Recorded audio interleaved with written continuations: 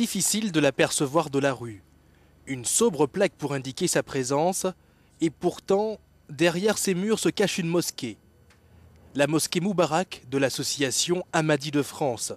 À l'allure moderne, elle se fond dans le paysage pavillonnaire du quartier. Moubarak, ça veut vraiment dire un remerciement, une bénédiction, et c'est vraiment le nom approprié pour cette mosquée parce que vraiment tout le monde a apporté sa pierre à l'édifice. Mais qui sont ces bâtisseurs qui donnent de leur temps et de leur argent pour construire des mosquées?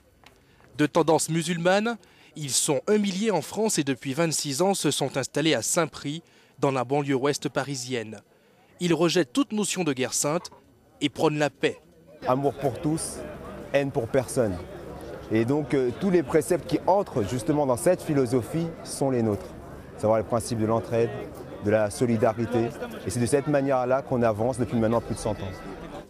Fondé en 1889 par l'Indien Ghulam Ahmed, autoproclamé Messie, envoyé par Allah, aujourd'hui, la communauté Ahmadi est présente dans 193 pays et compte pas moins de 20 millions de fidèles qui se disent spirituellement proches des autres musulmans. On fait les 5 prières par jour, on fait le zakat, on fait le jeûne aussi, le ramadan, on fait le Eid aussi. Le reste, tout est pareil. Les 5 piliers de l'islam, comment dire, la communauté Ahmadiyya, il fait la même chose. On a le même Saint-Coran, on a la même chose. La seule différence, on croit sur le Mahdi et le Messie promis alayhi salatu wa salam. Voici le 5e successeur du Messie, le calife, venu en personne de Londres pour inaugurer la mosquée. C'est le chef suprême de la communauté, un peu comme le pape pour les catholiques.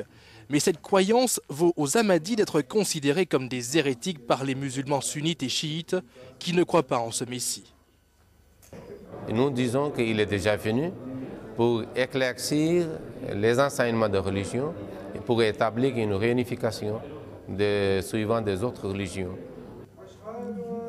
Si au Pakistan, siège de la communauté, ou encore en Indonésie, ce discours ne passe pas, surtout auprès des musulmans extrémistes, ici en France, il a convaincu le maire de la commune.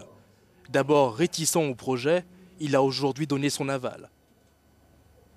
Ce qui nous a rassurés, c'est le fait de les connaître depuis maintenant de nombreuses années, donc d'observer la manière dont ils agissent, de participer à de nombreuses réunions qu'ils ont pu organiser également pour les écouter, pour voir quel était le message. Un message qui traverse les frontières grâce aux satellites. En ayant leur propre chaîne de télévision, les Ahmadis ont trouvé la parade à leurs censeurs avec des programmes diffusés 24 heures sur 24. Chaque inauguration de mosquée est en direct. Ce sera également le cas pour celle de Berlin-Est, qui ouvrira ses portes dans une semaine.